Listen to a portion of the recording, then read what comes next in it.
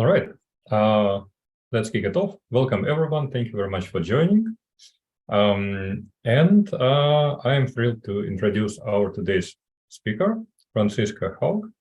She is a people strategist and a prominent speaker. Franziska, you are most welcome. The floor is yours. Just give me a second. I will enable one option that I always forget to enable. Just give me a second. Yes, here's the right menu. Yeah, here we go. Wonderful. Thank you very much. As they say, check yourself before you wreck yourself. Always a good practice in leadership as well. So I will share my screen, and from that moment on, I only have one screen, so I can't see any messages in the chat, but no worries. I will check in whether there are any questions about 2/3 into the presentation. And then at the very end of the presentation, we will have a Q&A. So I will start sharing now and go into the talk.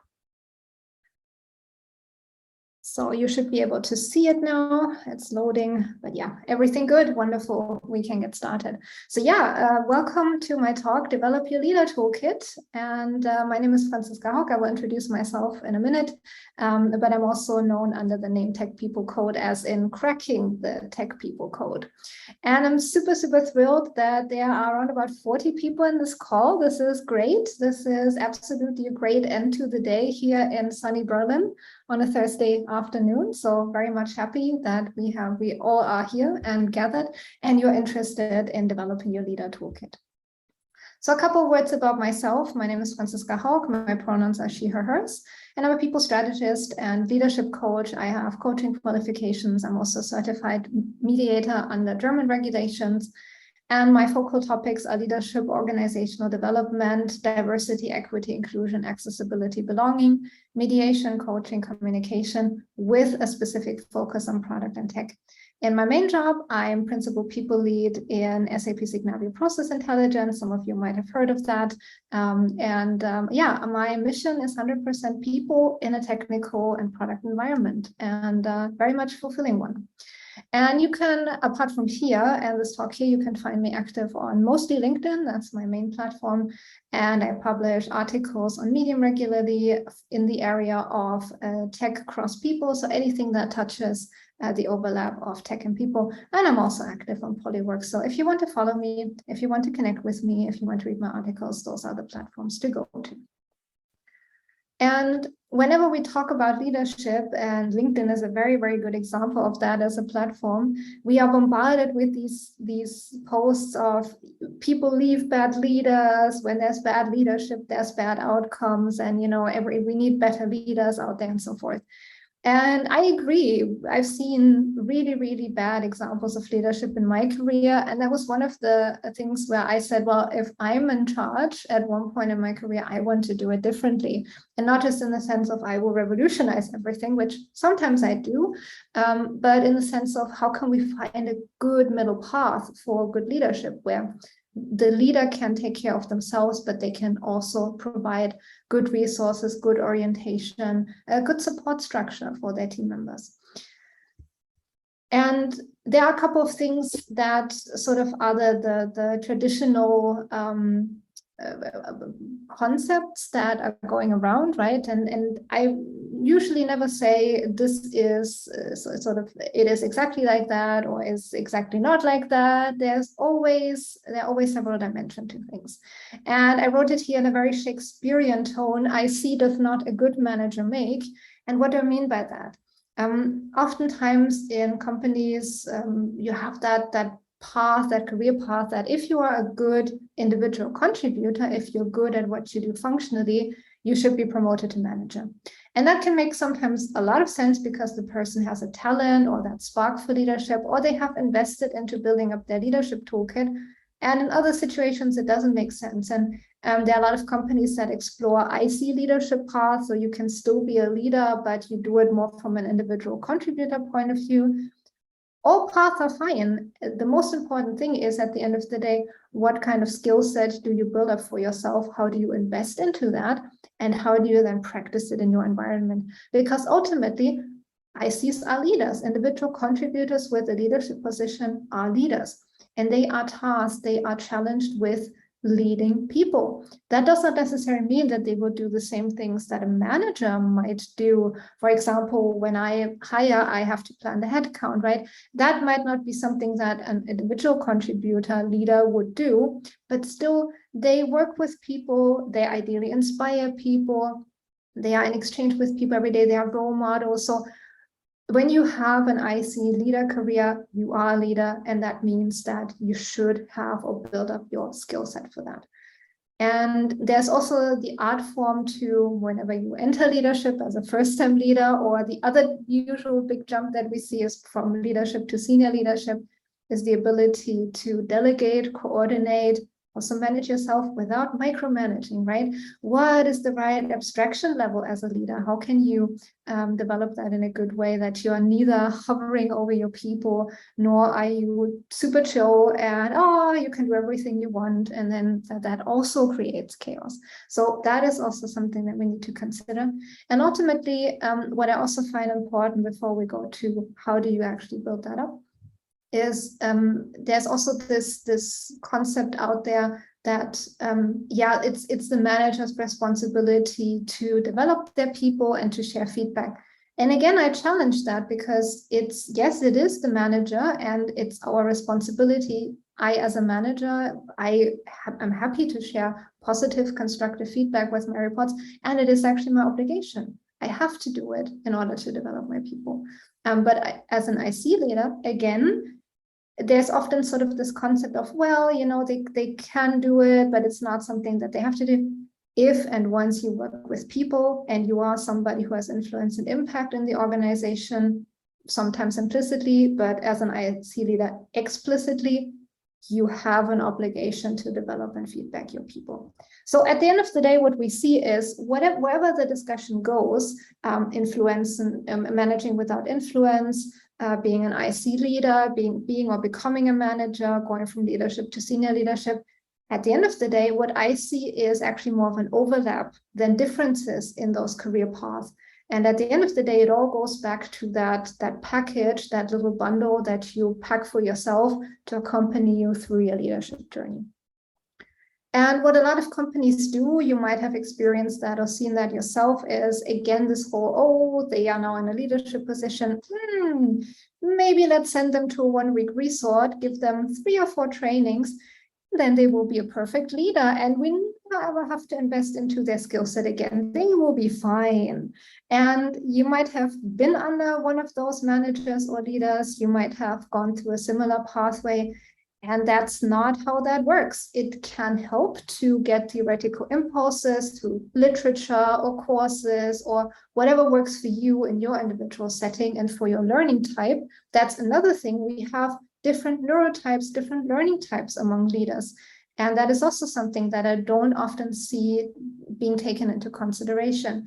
But at the end of the day, what you always need to do is developing means that you're consistently investing and consistently upskilling, and most importantly, challenging yourself with the experience, the exposure, the impulses you get, with the feedback you get from your reports, whether they are functional reports or disciplinary reports. So I challenge this whole idea of let's, give them this impulse and then they can walk along and they will be fine. As leaders, we face a lot of challenges on a daily basis. We can have days where it's, high level and everything is great. And then days where we go very deep and have really puzzling challenges, because at the end of the day, we work with people. So it's important to also understand how can we do that in a good way, consistently throughout our career. And most importantly, when you think about developing your leadership toolkit, is you need to think about what kind of leader do I want to be? And with that, you also think about what kind of leader do I not want to be?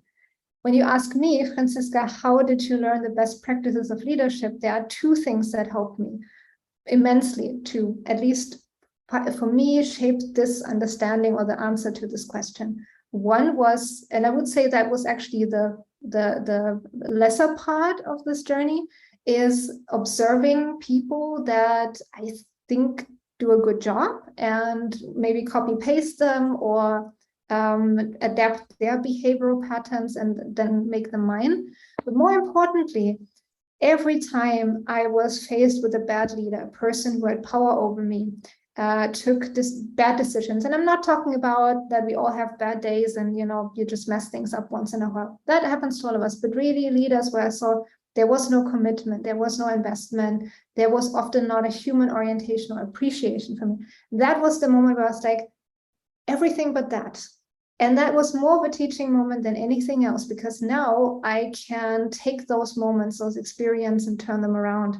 And yeah, there are situations where I feel like, yeah, I will do it differently. And that sometimes means, in very simple terms, to just turn it around 180 degrees. And in other scenarios, it means to actually ask myself, what are the things that I need to be good in this kind of setting? But yeah, think about what kind of leader do I want to be? What is the answer to that question, particularly for yourself? What are your values, principles?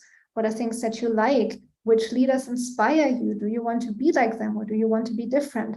What are leaders in your career that gave you inspiration, where you say, oh, that I had a really good manager and I aspire to be like them? These are all bits of information that you can leverage to sharpen your profile and to understand for yourself with your profile where you want to go and what you're working towards. Then there's a lot of discussion again on what is a leadership profile, how do we define that? There are a lot of overlaps in all of these discussions, and yes, I have thrown them all into one slide for you to read, but no worries, we will go through one by one. And it also kind of symbolizes that, yes, leadership is that complex, and a lot of things are universally applicable, whether you are, let's say, a technical program manager, or you are a development manager, or you are a technical lead, right? All of these things you can take and invest into, and then give that back to your functional direct reports, etc. Good leaders have the ability to reflect and feedback. You are able to look at any given situation, to break it down rationally, and to draw learnings from that, to observe people in any given moment, and to give them honest, yes, but fair and balanced feedback. There are a multitude of techniques that you can leverage for that. I've often find in the leadership trainings that I do that people are like, Franziska, how do you give this feedback in such a good way? And I'm like, I use a methodology. It's a 4-step methodology. That's it, right? You can work with models in that. Nobody is born to inherently go ahead and just perfectly feedback everybody. What is the most important thing is the model that can be learned, repeated, internalized. But the ability to be present and mindful in the moment, to observe situations, contexts around you, to draw your learnings out of that, but still be empathetic with yourself, right? And not to beat yourself up about it. Oh my goodness, I messed that up, I didn't say the right thing. No, you have to be merciful and empathetic with yourself. But that I consider to be the absolute pillar for leadership development. And that is also something when I interview, that is what I'm looking for, right? Is this potential future leader able to reflect themselves and to also enable their reports to reflect and take forward the learnings that they had? Another point that is important for any leader toolkit is the courage in confronting your own bias and perception. Being a leader hurts. It hurts a lot because there are many days where you realize that, yes, you are actually very biased, and you have to have the ability to confront your bias. Again, without agonizing over it, right? Nobody expects you to sit there and be like, oh, I'm so bad, I have this bias. No. Can you break it down and weigh both sides equally? Can you understand that can you live with consistent cognitive differences? Because there are many situations where you realize that, okay, I feel like I'm giving preferential treatment to somebody, but also I can acknowledge that they are doing a good job at the same time, right? And to have this balance, to consistently confront yourself with that. That's an ability that I see consistently in good leaders. And that is also an item that others perceive about you and will see as very beneficial, because they know that whatever their background is and the work that they do, you will always assess your own perceptions and weigh your own perceptions. And that is something that people very much trust. You also have to have the ability or develop the capability for taking hard and strict decisions, also oftentimes against yourself. Particularly, for example, when we look at software development teams, right? You have customers that want to have 5,000 features. Is that really what they want, right? You have to invest into research to find that out. But you might also have situations where, yes, you can take everything on because you have the capacity, you have the headcount. But in other situations, you're like, no, I have to make hard cuts. Strict decisions also have to go against team members sometimes. You might have situations where, whether you are a manager or you are a leader in that context, team members are in a conflict with one another, and you see, for example, bad behavior. Then you have to take a strict decision, because by showing action on bad behavior, you keep a good team culture, because you enable correction, right? So that is important. You have to be able to do that. And we have many situations as leaders where we sit there like, oh, was that the right decision? Did I do well? Could I have been stricter? Should I have been softer, right? Any strict decision you have, you can also communicate in a fair and good way. I find that I don't have to be loud or overbearing to be perceived as a person with authority. If I calmly and in a very focused way state my expectations or my constructive feedback to somebody, they already know that this is serious business. So it's also about the way you convey things. Another ability you should look into, or maybe even get feedback about, is not seeing yourself as the victim, but taking active charge. Again, I believe in good balancing. I believe that no situation is inherently good or bad. And there might be situations where, yeah, somebody might be out to get you. That could be the case. But also, as a leader, other people look to you for orientation. They want you to, even if you don't know what's going on, where the North Star is, where to go, to give them orientation. And that's one of the things where, when I look out for who has the potential to be a manager, that are often the people that showcase this reflection ability, and also this ability to, whatever the situation is, as an IC or as a person who does not have any ascribed authority, to take initiative, right? And to get people on their side, to rally them around a certain action, behavior, conviction model, etc. And the people that are connecting everyone and making sure that everybody's heard, and moderating and facilitating and doing those follow-ups. This is one of the core abilities. And having that mindset of, well, I need to ask myself, how am I responsible for this situation? Could I have done better? But again, at the same time, being empathetic with yourself and seeing it more as a learning opportunity. And I mentioned it a couple of times, inspiring others with impulses and role model behavior. When you become a leader, congratulations, you are being watched. And every action you take is being watched. And that can sometimes feel like the Michael Jackson song, right? Somebody's watching me. It's exactly like that. Things that you say, things that you do, you will be pinpointed to those. I've had countless situations where people have, Franziska, but you said that you would do it this way, and then you did something else. And I'm like, oh, true. Thank you for mirroring that to me, right? Or in other situations, I was like, oh goodness. But again, don't see it as I have now this huge burden on my back that I have to carry around and I have to do this. With that, you will only go towards burnout. But also understand that, particularly in public settings, particularly when you are in a team setting, but also in every one-on-one, you give people impulses, you give people cues, inspiration, and they will also emulate your behavior. We all know the situation, right? Somebody is angry and they come to the stand and say, oh, and this didn't work. We all have a bad day, we understand, but if you come to the stand-up angry and everybody else sees it, and you are perceived as a leader, implicitly or explicitly, that will be the ticket for them, even unconsciously, to emulate your behavior and to maybe come to the next stand-up and be angry and leave it out on people.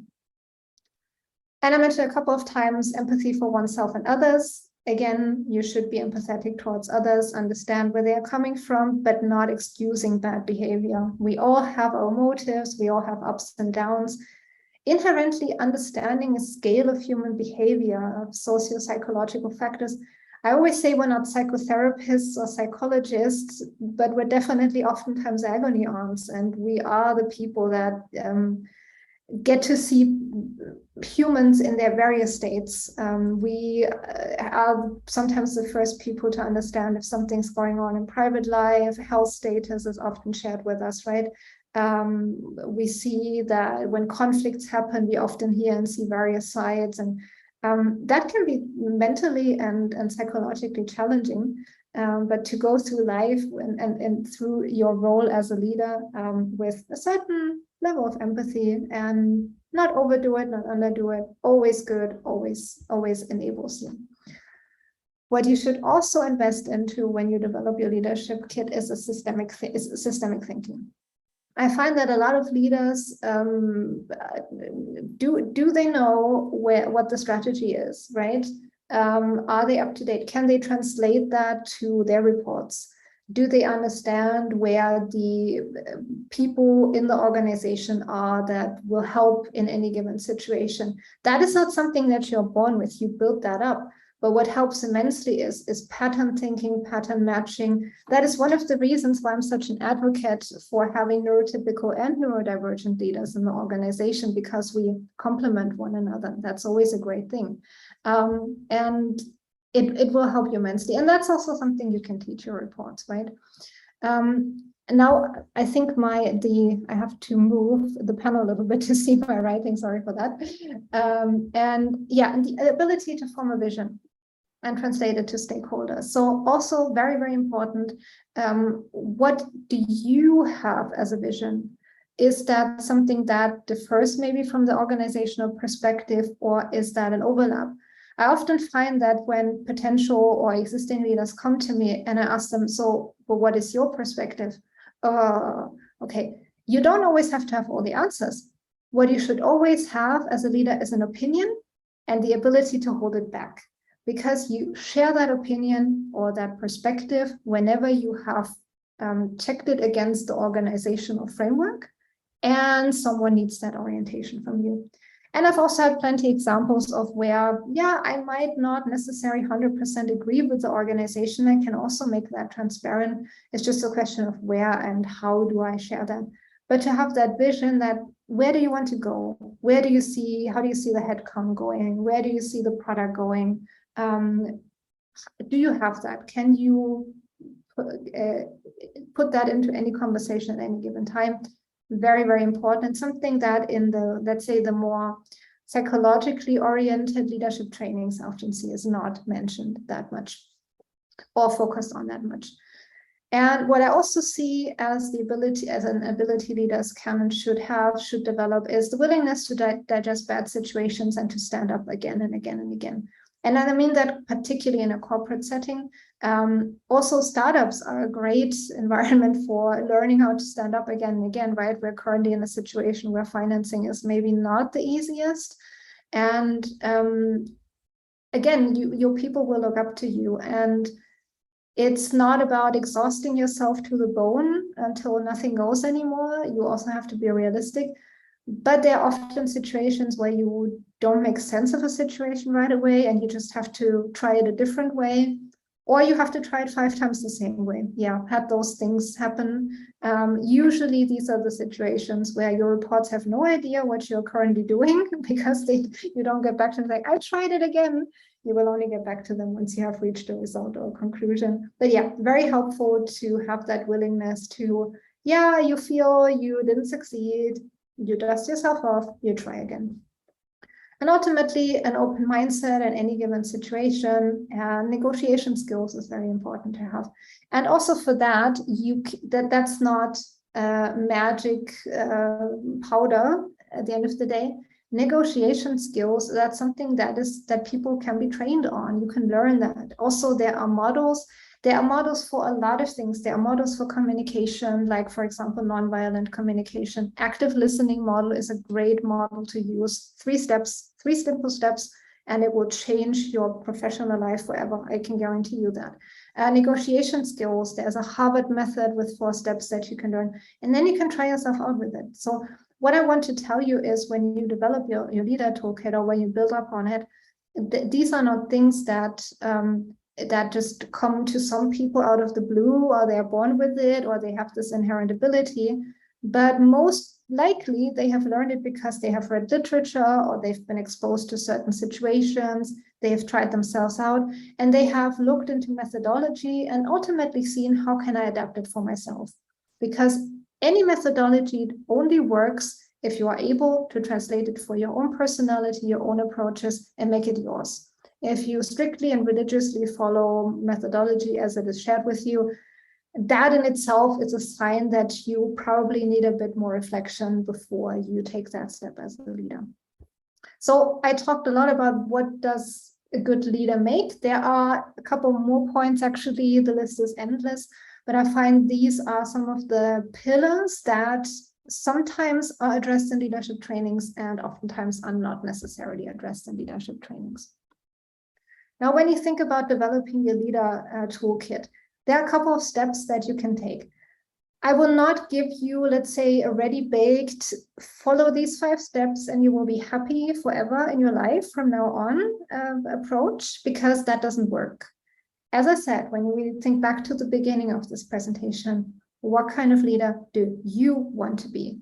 Do you want to follow new work principles? Do you want to be the engaging software team leader? Do you want to be the visionary in the organization? Whatever you want to be, you can adapt your model and your path to this. And what helps in this is to follow essentially 3 steps. And this is 1, to identify your values and current competencies. So what are the principles, the values that I stand for? Answering that question of what kind of leader do I want to be helps a lot with that. It also helps to write that down, to visualize that for yourself, maybe on a board. And to also understand what kind of competencies based on the list that I shared, for example, do I have already? And then ultimately you can develop a and also where do I want to go, right? So not just what do I have at the moment, but where do I want to go? How you can identify that, I will share in a second. But ultimately what you derive from that is your own personal competency model. And luckily, a lot of companies have developed competency models, or career ladders, they are sometimes called. And this can also give you inspiration, because I find in a lot of discussions that people who, for example, think about taking a leadership career are not even aware that the first thing they should do in any given company setting is to check the expectations. What are the expectations this organization has to you as a prospective leader? If you don't know about that, you will probably not have an easy time of acquiring those, developing those, or expanding those in that organization that you're in. So take those models that are provided seriously, and the HR colleagues will be very happy when you knock on their door and ask for these things, or look up the SharePoint or whichever central resource is available. But ultimately, you can design that for yourself. That's the thing. You have an overview, or you can get impulses on what are different things that I want to achieve and how does this align with my values, and then deduct your competency model from that. And by the way, this is a great exercise to do for yourself, because guess what? Once you have reports, again, whether they are functional or whether they are direct disciplinary reports, they will come to you and they will ask you for, do you have a development plan for me? I need a development plan. Where's my progression plan? Where can I go in the next years? So if you do this exercise for yourself, and they always call it manage yourself first, right? That's essentially the principle. If you do that exercise for yourself, you have then done it once, you have had experience and exposure, and you can then go out and do that with your reports or people in your sphere. And try yourself out on those, right? I can tell you I've had several iterations of progression plans, and I will probably have 5 more. That's just how that goes, because I get new input, I get new inspiration, so I include that and I change my approaches. And then ultimately, you need to define what is your journey? Where do you stand at the moment? Are you an aspiring leader who is maybe through an opportunity that you're getting, or you want to work towards an opportunity? So you will maybe be a first-time manager, or you will have a project leadership responsibility for the first time, right? That could be sort of that first step. I often say you are not a leader when you become a leader. Usually we see those signs in people that have potential beforehand because there's project work and they just stand out as person who takes this responsibility, who guides others, right? So it's often this natural flow that happens. And very often also, I mean, I can certainly say this as part of an underrepresented group, at least in the area of engineering. Oftentimes you even bend over backwards and those opportunities are not necessarily handed to you right away, and you have to advocate for yourself quite a bit. Then there are other types of journeys, for example, having been a leader for quite a time, having had exposure, having experience, and then you move towards senior leadership. And then ultimately you have sort of that executive level, which is usually the highest or higher levels. And again, companies define that very differently, but usually for at least up to senior leadership, you should be able to find models, career ladders, documentation in, I would say, larger organizations or organizations where the people department has a very strong footing. In startups, you would usually not see this. And then again, you can create your own, right? And funnily enough, you could, for example, then go to your manager and be like, manager, I have my progression plan. This is my suggestion. Do you think that's realistic? What is your perspective? And then manager will be, on the one hand, happy that you're doing this. But on the other hand, you also did work for them and they just have to share their opinion. And that shows great leadership skills when you can take that initiative. I know that there are some managers out there that would see that as a very bad thing to do because they feel they lose their sense of authority when people take this kind of initiative. So listen in, understand what your manager is all about, and if they're open to this kind of thing. But if they are, then yeah, they will see it as a great strength. I can tell you from my lead employees, I expect actually that they walk me through their progression. And at the end of the day, I just share my perspective. So how can you know where you stand, right? It's like this, I get a lot of questions of Franziska, I don't really know, do I have the ability, do I not have the ability, what's going on? There are a couple of things you can do and probably lots more, but I find that these three things are really, really useful to leverage for yourself. One is a 360-degree feedback assessment. In some companies, you are not allowed to do that because frameworks would keep you from doing that. In other companies, they don't care either way. And then in other companies, then maybe it's even baked into your performance cycle or something like that. But essentially, a 360-degree feedback means that you ask peers, your manager or other leaders that you collaborate with, people that you have a working relationship that can actually say something about you for written feedback. And this could be based on a certain framework, a certain set of questions that you ask. It could also be based on a score that they can give you on, for example, a skill. There are oftentimes mechanisms like skills matrices available in companies where you have a certain skill and then it has a definition and has, for example, levels. And then your colleagues can say, well, I think that Franziska is on level 3 out of 5 for this particular skill, right? So there are ways and means to do this. There are templates that you can get on the internet if you have no orientation from your environment. And then you can put that together, send that out, and get this 360-degree view of yourself. And I can tell you it definitely unlocked huge potential for me because it was a really good reflection for where I stood and the things that I still have to learn. And also people that do it in a written way, it's sometimes a bit easier than do it in a one-to-one way because we all shy away from telling people that maybe they're not doing that well in person. And that can sort of remove that hurdle. It's not the picture perfect tool, but it's one of them.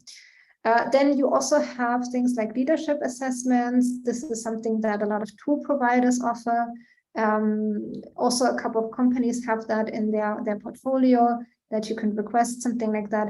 Very similar in some areas to 360-degree feedback, but could, for example, be a combination of written feedback scores, coaching sessions you might have with an expert, group activities that you have, and ultimately, which ultimately also provide networking opportunities. But yeah, but that is basically an assessment that has a very strong focus on that leadership ability, talent, and performance. And ultimately, what I also think is really useful is a one-on-one with a leader. It could be your manager, it could be a leader in the organization you trust, and you think they have the ability to really give you a good echo on your work, on your professional skills, on your technical skills.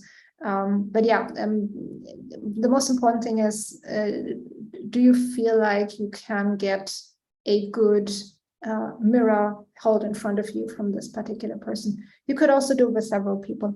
Why do I say leader? Because tendentially a leader has had a certain exposure to situations and developed their own leader toolkit, and they can give you a much better echo than, let's say, just peers could. And by the way, this is also something that once you are officially designated a leader, I find that very, very helpful to have that sense of community, to exchange with other leaders, to be engaged, to share what is on your mind, tips and tricks, etc. So this even goes beyond any understanding of where am I now. As a leader, as you develop, as you grow personally, professionally in your environment, you always take on new impulses, and exchanging with other people that are essentially in a similar or the same situation as you helps a lot. Leadership is an inherently lonely thing to do. Most of the days, at the end of the day, you will go to my couch and you will feel utterly lonely because you cannot discuss any details. You have to adhere to confidentiality regulations, which is perfectly fine. But to have that sense of connection with somebody helps immensely, particularly when you go through tough times or maybe several tough times in a row. So yeah, community, as we are doing here, right? We are getting together, always very valuable, and those deep bonds, those deep relationships. And these are the people that oftentimes can then give you a good echo. What I, for example, did in my practice is that I've had, I think, 9 leaders shadow me over the last years in one-on-ones, in feedback talks, in the interviews, job interviews, and in salary talks. So I've basically, for me, it felt like I psychologically undressed completely because 9 people is a lot. But on the other hand, by the way, this included my manager. So yay, I was very nervous when that happened. But what that did for me was I had an immense and great echo on my practices, on how I do things. And when I didn't do things well, I had somebody tell me, well, Franziska, my observation was this and that. Great. And so I can do this assessment when I'm an aspiring leader. I can do this assessment when I'm an experienced leader. It always helps to get this additional perspective. And by the way, this also goes for reports. You should never shy away from asking your reports for feedback for yourself. They might not always share things. For you, it's an obligation. For them, it's definitely not one. But there might be some pearls in there that are really, really helpful. So ultimately, what you can do when you have gathered the information, where do you stand, you can put that into a structured document, for example, put together your competency model, or take the one from the company and put all of that together for an overview for yourself, and then derive your development plan from that, right? Again, this could be a situation where your manager is involved as well, and they give you cues or even set expectations for what they want to see from you. But ultimately, this is a good tooling to have. There are several templates for development plans, or they're often also called progression plans. They usually range in length between 3 months to about 2 years. So leader journeys usually take a little bit longer than, let's say, the average progression journey. There is never an expectation that at the end of this journey, you are automatically promoted to leader or senior leader, but it does help to have this thread. And that's also then something that you can go back on and be like, hey, you know, I showcased this in this example, this learning I applied here. So it also gives you a baseline for your brag documents, for example, or your artifact lists that you could collect. Also a very great thing to do as a manager, as a leader, and then get back to your manager or other peers and be like, hey, this is what is expected of me, and this is how I performed against that. And again, if you do this exercise for yourself, you will be able to do it for other people. You always start with yourself. And the development plan can have several elements. You could, for example, include certain skills matrices or career ladders, word by word, needs to showcase this and so forth. What it also includes is usually how do you enable that change. Usually when we talk about performance goals, we talk about this is the KPI that you need to reach. This is the I hate to say it, the number of tickets. I've seen that. Yeah, you do what you do, people. There are examples out there. So it's usually very numerically driven and related to the business performance or how the strategy can be implemented, product standards, for example.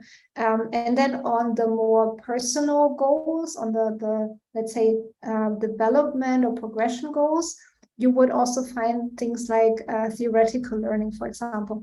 Could be that you upskill yourself in a certain programming language, but it could also be that you, for example, take a leadership course. And for leadership training in particular, or leadership development, there are usually 3 things that you can do. One is courses or literature. A lot of people go through leadership literature. A word of caution, I think about 90% of leadership literature was written by white men. So, I mean, that's great, right? Everybody has something to contribute. The whole, let's say, market out there does not reflect the diversity in leadership we actually see in companies. So that's why I try to recommend leadership literature from various angles. Doesn't mean that I won't quote the classics, but yeah, it is useful to look beyond your own turf. And then the very classical element of leadership development in most companies, and you can hear that I'm slightly critical about at least adhering only to that, is leadership courses, that 1-week resort, that you go to this training.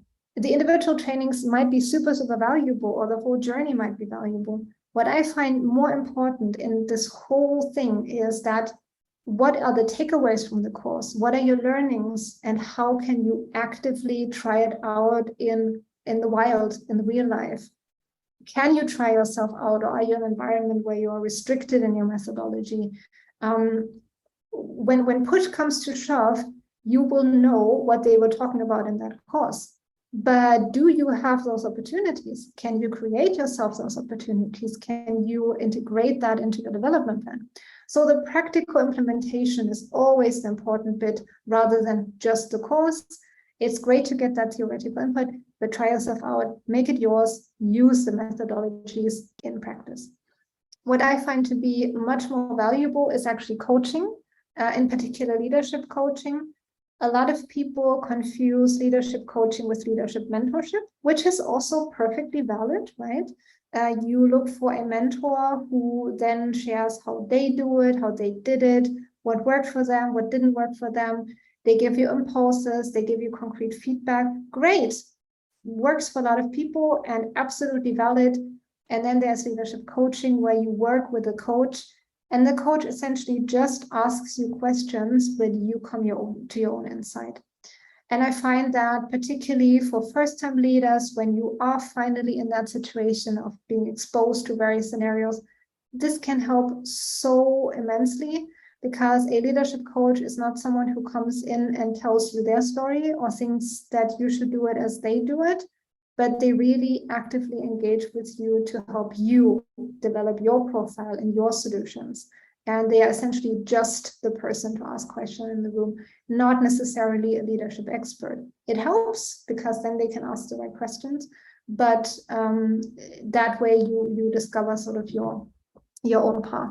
And you can combine those as well, perfectly fine.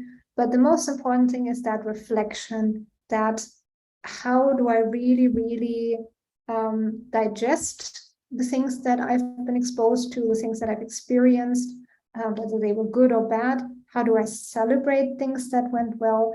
And then ultimately, how can I translate that into a regular practice going forward?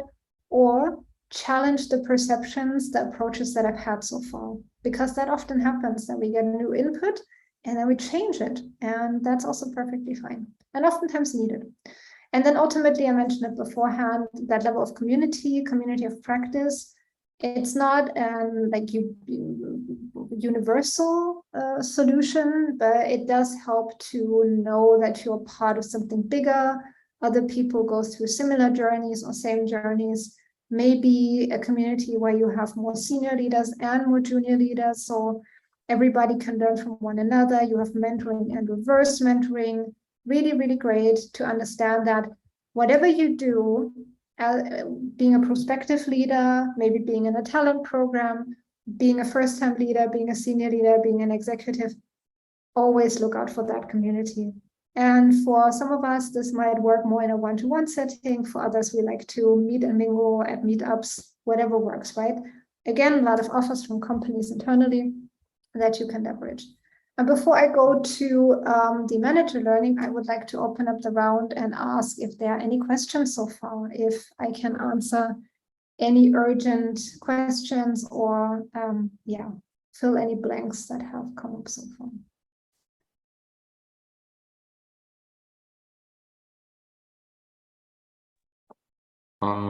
Hello, my name is Ilya. I have some question.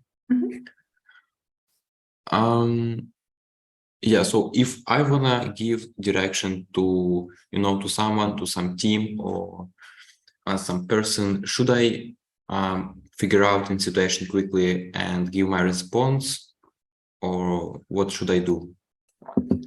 I didn't catch your name. Ilya, there it is. Yeah, Ilya. So the most important thing as a leader is to know when to shut up. And that happens in 90% of cases. I consider people bad leaders when they feel the urge to share their opinion and perspective everywhere they go. That's just taking up room. First of all, you listen, and you listen some more. So what you describe as understanding the context, understanding the situation, yes, please do that. And there might actually, as a good leader, it's not your responsibility to necessarily solve the problem. You might, that might happen. But that is what individual contributors do. As a leader, you enable others to solve the problem. So you unblock others, you help others. And that is why you listen first. So ideally, in a one-to-one, you are the person who doesn't talk that much and your report talks a lot. Same goes for group settings, etc., right? It's just a rough guidance. That is what I find the most important thing, that you listen and you listen first. And you are not necessarily the person who has to provide the solution or help people. How can you enable people to help themselves or help each other? And I always say that good leadership is lazy leadership, because essentially what you do is transfer and enable people to grow on this. You want people to grow and therefore make yourself redundant. That's your whole spiel in life. You want to be surplus at the end of the day. Good leaders are people that are not necessarily always needed. Awesome, great. Your team can do without you. You can go on holiday for 3 weeks. Job done. Mission accomplished. I hope that answers your question. Yeah, it makes sense. Thank you so much. Yeah, that's the thing. We have this concept of leadership, right? Where often when we think about leaders, we have on our mind the man in the meeting who's loud and overbearing. No, the best kind of leaders are the best leadership combinations are actually introverted leaders and extroverted teams. Why? Because introverted leaders shut up and they listen. And they enable their extroverted team members to go out there and solve the problems. So there's a study, by the way, on this, and I found that highly interesting. Okay, thank you. Any other question, Ilya? Any follow-up question? Hey, Franziska. Thank you so much. That was a great talk. I wanted to ask a question around coaching. So especially with this hybrid working recently, how do you reduce any biases that might happen between your reports who are who you are able to meet on a one-to-one basis as compared to your hybrid reports? And just how do you coach keeping in mind that you do not have any biases, you do not create any biases? Oh, I think we would need 10 hours for that to expand that fully. If you ask me, and that's a very strong opinion, by the way, I hold this as an opinion. I find that virtual actually makes it fairer, because I have had, I think, over 70 reports over the last years in various settings, and software teams, engineering teams, you often have very tall men, and then I come in with my 1.64 meters, right? And then people look at me like, oh, you know, and I don't take up that much room initially. When I'm virtual, I'm on face level with everybody. It's great. So I have inherently this leveling the playing field in a way. By the way, I don't consider tallness, height like an indicator, right? It's just that sometimes I was in the room and everybody was like 20 centimeters taller than me. And that makes you feel a certain type of way. I'm still, you know, taking up my room if needed, but yeah, that was sometimes really interesting scenarios. I think I will actually delve into that later, what inclusive leadership means. So I will get to that point. And I think that might answer some of your questions. I find, in a nutshell, before I go there in depth, first of all, you're a role model. So everything you say, do counts. The language you use, how you behave. I try to, as much as possible, not attach any judgment to any behavior, looks, or whatnot. You will probably not hear that coming out of my mouth. And I'm very stringent with that against myself. And I also enable my team members to think and act that way. I have a lot of team members that come to me and they're like, oh, how do I, you know, act in a certain situation? And then going back to what Ilya said, first impulse of me is always to, oh, but you can't, you could. No, I ask them, what do you want to convey? How do you want to get there, right? And I try to work with people to understand where they might have shown bias themselves or where they feel it and how they can question their bias. Again, I try to enable my team members to adopt that for themselves and not necessarily rely on that in that situation. But yeah, language counts, behavior counts, being a role model counts, and then concrete investment into diversity, equity, inclusion, belonging, and accessibility. But again, I will delve into that in a couple of minutes. By the way, I still have a bit of content. This is not the question, the ultimate question, and we will have another Q&A round at the very end. Do we have any other questions? I will take maybe one more question and then I will move on with the presentation.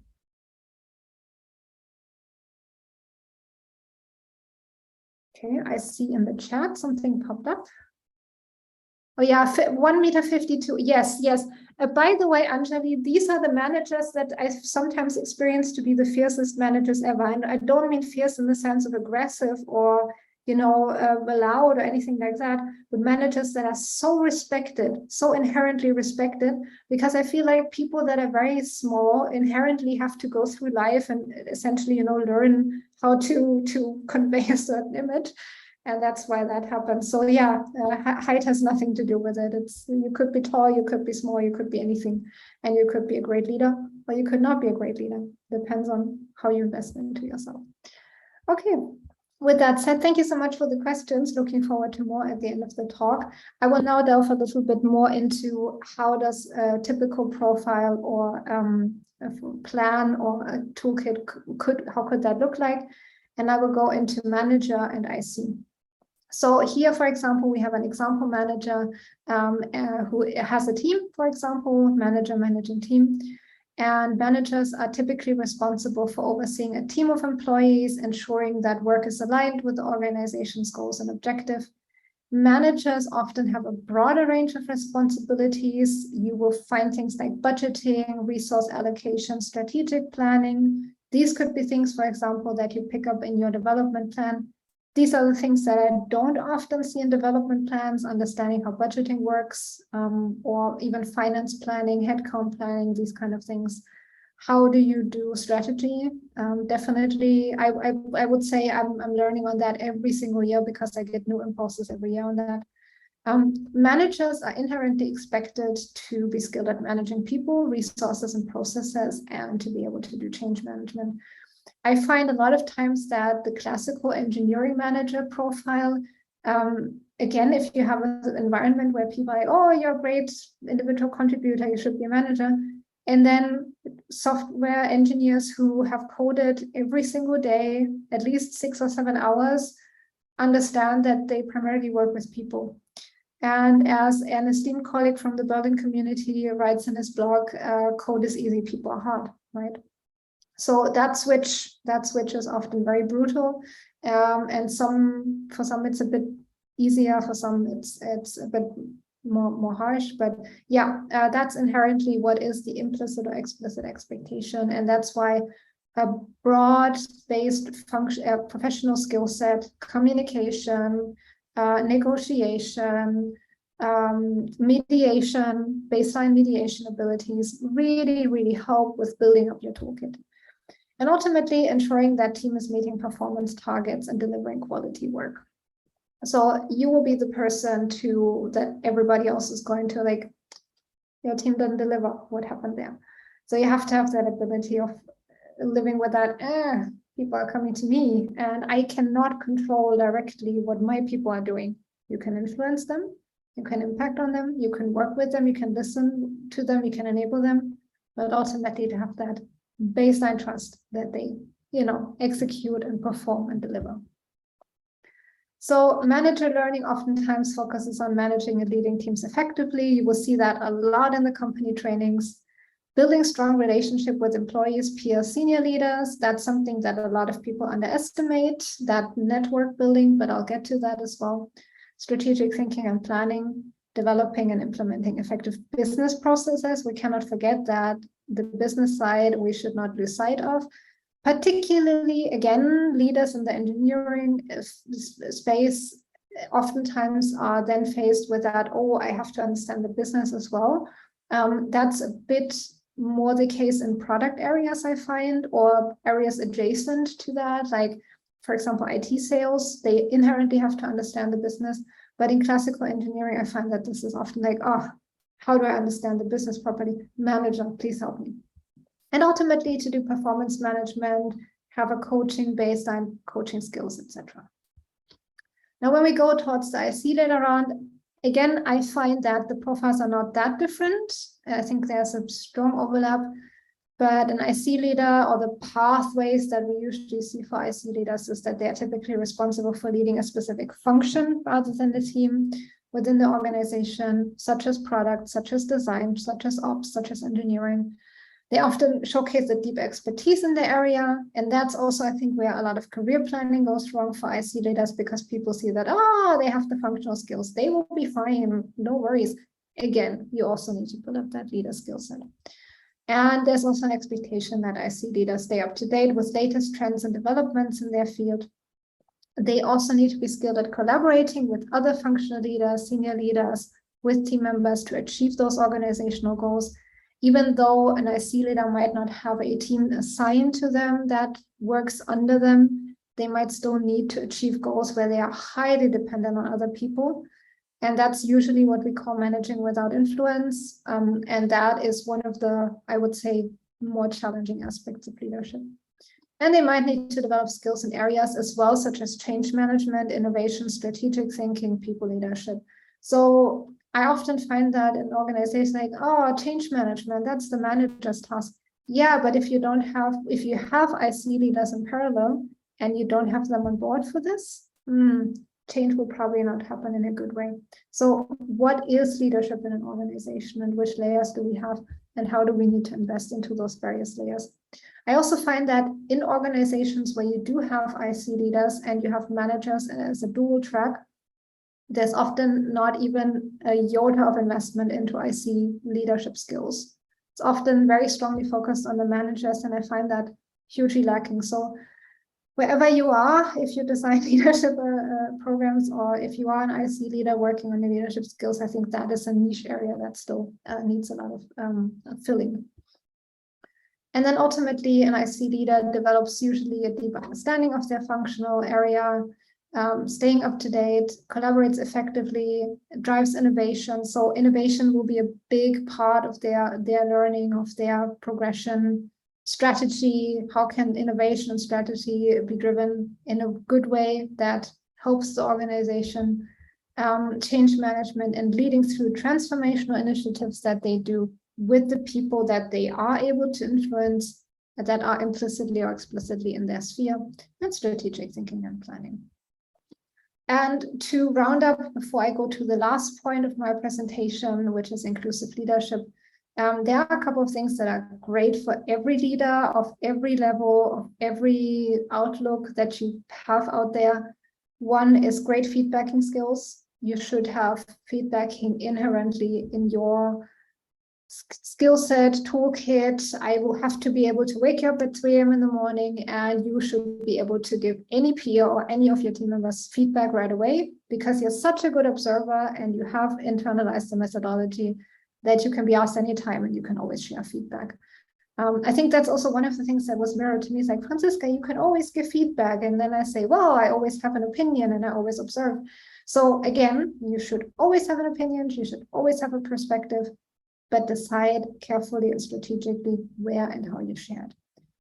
Effective delegation skills is great for every leader in which situation they might find themselves in. You shouldn't do micromanagement. You should also not do laissez-faire leadership.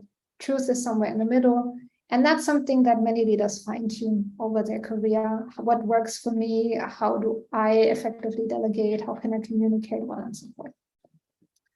One of the core aspects is building a high-performing team, and I think that's great for IC leaders as well. I don't think that should be only done for managers, because IC leaders oftentimes find themselves in a situation where they have a new team assigned to them, or they have maybe a range of people that come from different teams and now they're working on a project. So understanding team dynamics, how that works, how they can connect people, enable people, motivate, inspire people. Yeah, that helps greatly.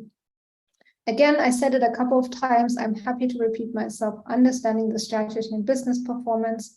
With that, you will be perceived as somebody who has great insight, potentially great influence in the company, and then you can ultimately, translate that to everybody. And by the way, that's also something that any freelancer who is in some shape or form a leader should internalize, right? What is their strategy? What are their goals, etc. Decision-making skills, again, how do I weigh options? How do I come to a conclusion? Am I in an environment where it's mostly consensus-driven, or is it hierarchical? So that, to understand that, is very beneficial. And also a coaching mindset. Many organizations actually forbid leaders to coach people that functionally or disciplinarily report to them. But I find that even if that is the case, having a coaching mindset and a coaching toolkit is amazing, because this is the transformation that enables you to go from, I have an opinion, I have a perspective, I have great functional knowledge, and I share it where I go, and I solve problems myself directly, to I take a step back, I might have an opinion, but I ask the people, I listen, I enable them, I unblock them, I inspire them. And then also talent development. Whichever kind of leader you are, you need to be able to write a progression or development plan. You need to be able to share your feedback effectively. You need to be able to identify and understand where talent is in the organization and what their potential is and how they can expand their potential even more. You need to be able to connect people with one another. So these are all of the things that you probably will cultivate with more experience, but it does not hurt to be aware of this and to invest into it from the get-go. And talent development also changes with your experience. So as a first-time leader, you will probably be happy if you can scramble together a development plan for your senior developer, and she will be ecstatic that you gave her this. As a senior leader, you are developing managers. So the whole game changes and you change with your progression. And I already mentioned connecting people to one another. People consistently underestimate networking for yourself, but most importantly, and that's the thing, if you're a leader, you don't only network for yourself. You don't only build networks and create opportunities and get visibility for yourself, but you will also do that for your people. So whenever I have a situation of, okay, I can connect with a new unit, or maybe I'm currently in a talent program, for example. So in that program, I might see someone and I don't only think about my goals or how I can connect to this person, but I might have someone in my team who might benefit from exchanging with that person, or they have an opportunity that I can share with my people. So you change perspective because you start thinking not only for yourself, but you start thinking for other people. You inherently bake other people's trajectories, paths, perspectives into your own experience.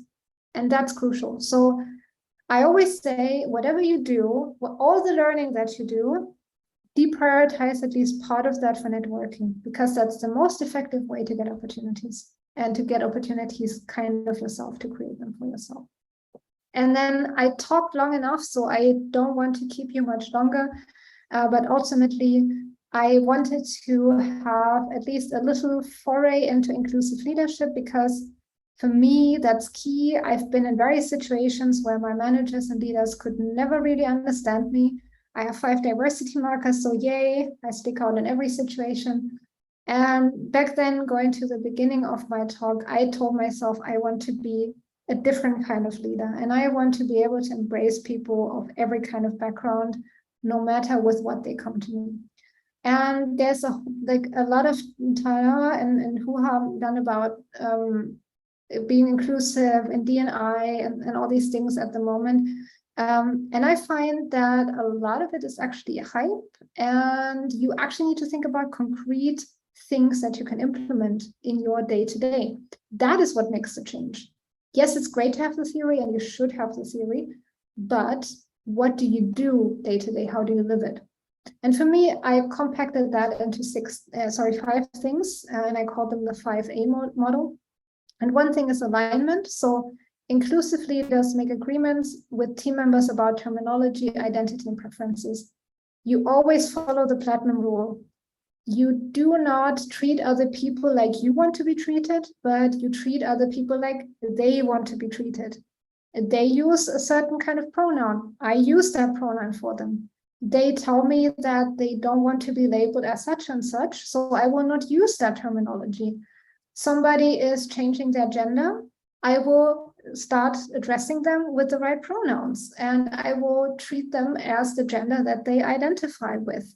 And there are many, many more examples, but and I always say, follow the principle as long as nobody is hurt. That's also, you always have to think that what are other maybe wishes and needs, but I've never had a clash with that. Never, never, never. As long as you respect wishes and needs of people, and it doesn't hurt you to change and adapt, yeah, do it. As a leader, most of the time you will apologize anyway, all the time. And you will make mistakes, but you can give this a try. You can signal that you are in this. And yeah, that will create a huge loyalty from your employees. Also, accommodations. Accommodations are mechanisms that enable people to be included, any kind of people. An accommodation could, for example, be a screen reader for people with a certain type of neurodiversity, or it could be that people with a light sensitivity are placed in the office in an area where they are not exposed to a certain strong light level and so forth. So I found that a lot of leaders out there do not care, and they are not even aware, and that's bad. And accommodation is not a gift or something you give someone generously. An accommodation is a simple mechanism that levels the playing field. So be open, and maybe you even have to fight for an accommodation for one of your reports, but do it. Again, this will get you huge respect. This will get you huge loyalty. And if you bake it into your thinking, what accommodations are, then you will be able to hire people of any kind of backgrounds, get the best talent, rather than just seeing, let's say, only the fit, strong people and having a very limited talent pool. Then allyship, of course, is key.